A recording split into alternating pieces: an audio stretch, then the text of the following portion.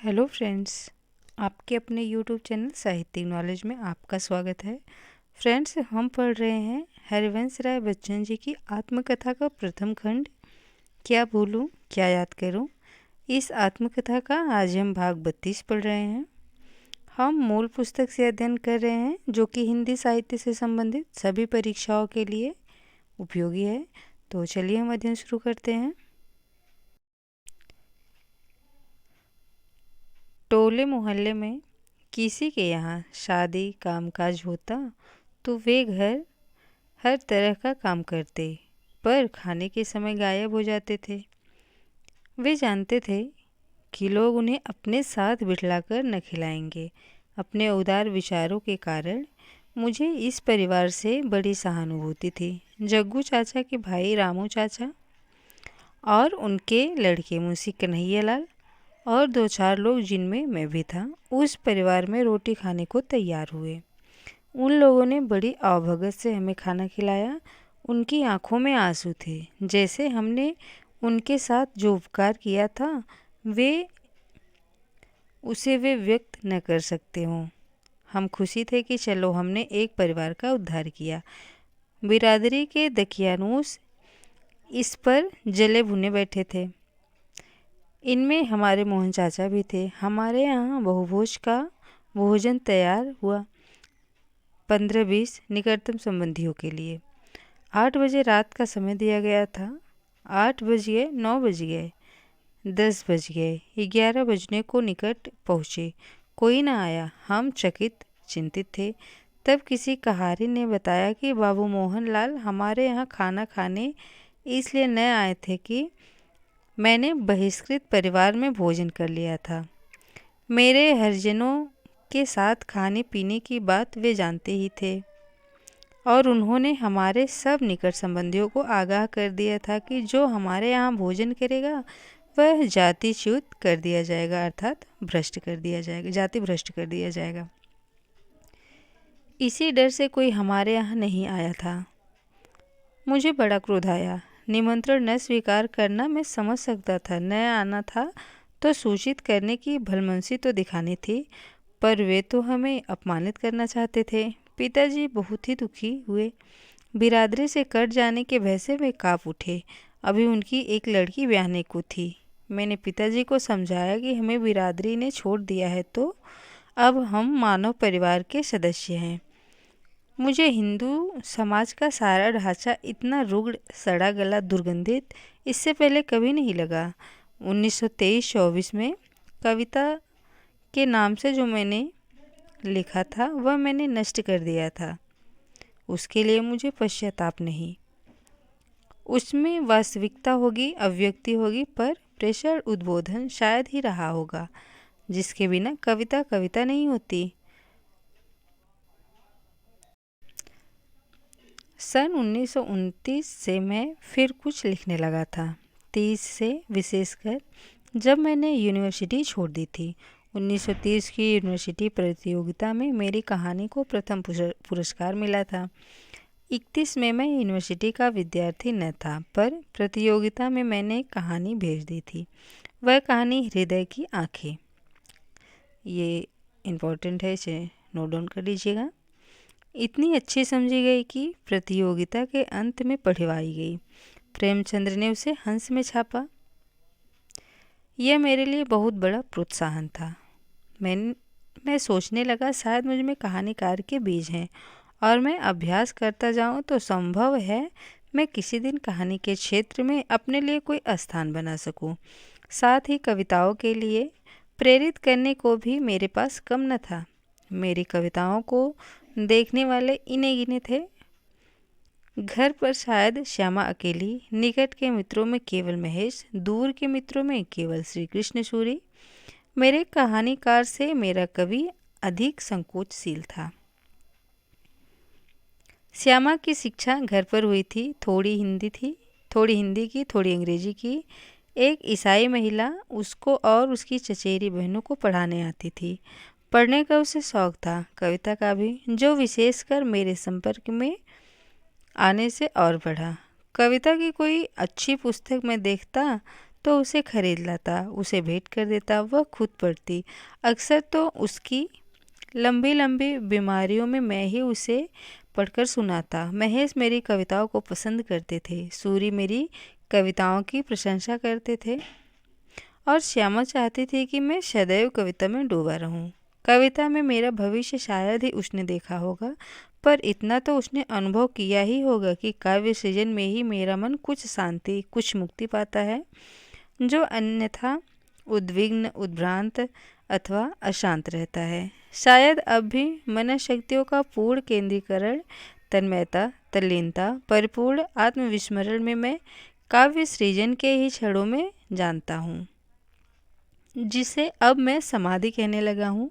जब मैं अपनी अनुभूतियों में जीता हूँ, कला के माध्यम से अनुभूतियों को जीना शायद जीने से अधिक घनत्व, तीव्रता से, गहराई से जीना है।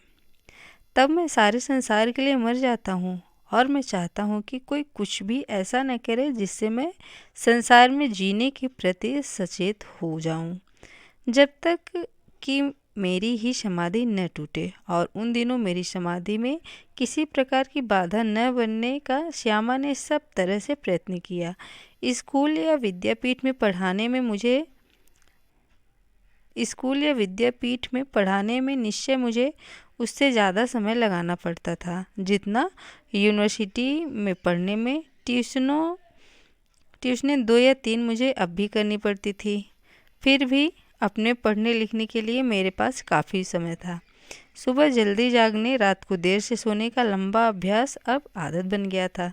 लगभग 4 वर्ष अपने विविधतापूर्ण स्वाध्याय के अतिरिक्त मैं कहानियाँ भी लिखता रहा, कविताएं भी लिखता रहा। जैसे कवि और कहानीकार दोनों मेरे अंदर परस्पर संघर्ष कर रहे हों, और अभी तक मैं निश्चय न कर सका हूँ कि विजय का सेहरा किसके माथे बांधूं। कुछ कविताएं, कहानियाँ पत्रों में भी छपी। मैंने कहानियों का एक संग्रह तैयार किया। जैसे नए लेखकों के मन में प्रायः ये कमजोरी होती है कि कोई बड़ा आदमी उनकी कृति की भूमिका लिख देगा तो प्रकाशक उसे फौरन छाप देगा। मुझ में भी था।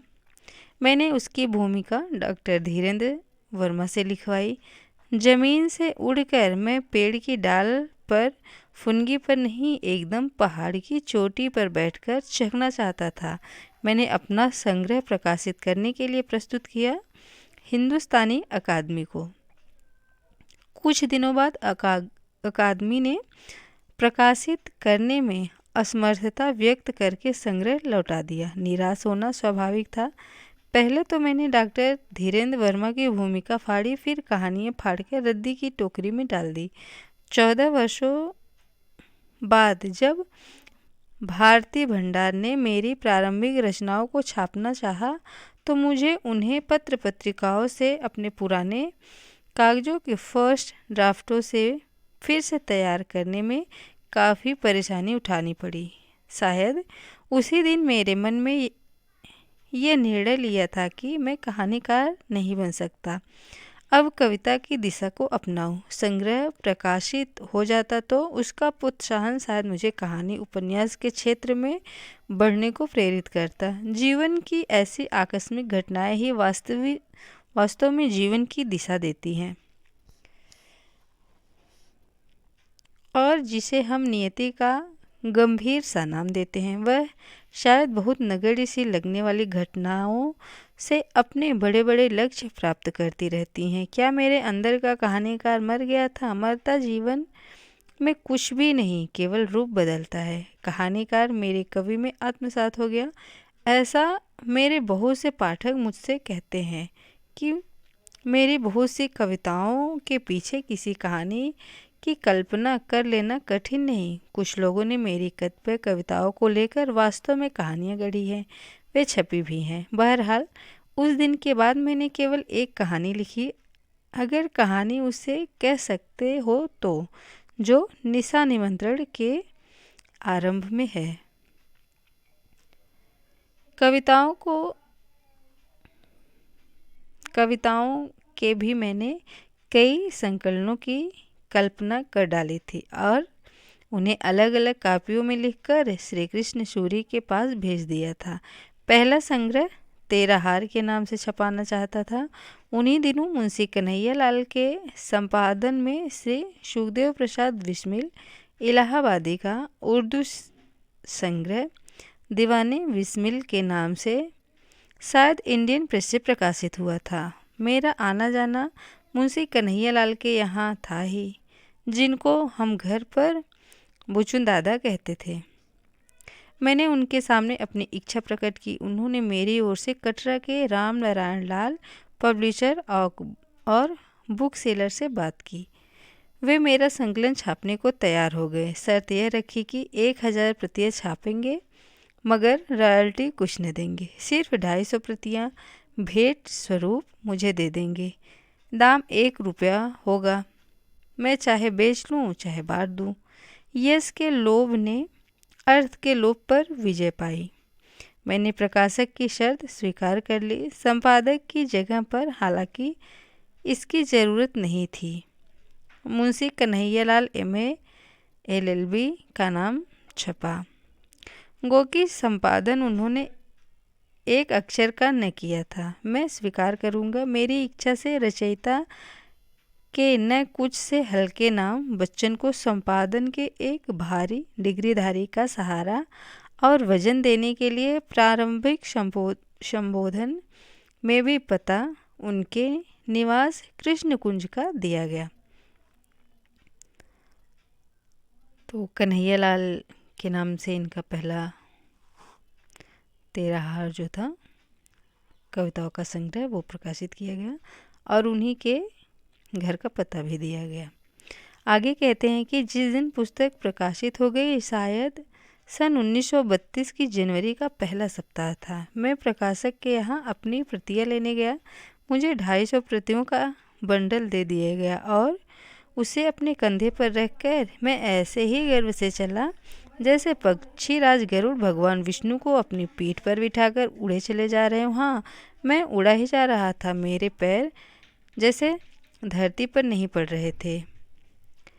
मेरी सर्वप्रथम कृति प्रकाशित हो गई थी। पहली बार अनुभूति हुई कि कवि की पहली रचना प्रकाशन उसके लिए उतना ही रोम प्रहर्षक होता है जितना प्रेषी का प्रथम आलिंगन।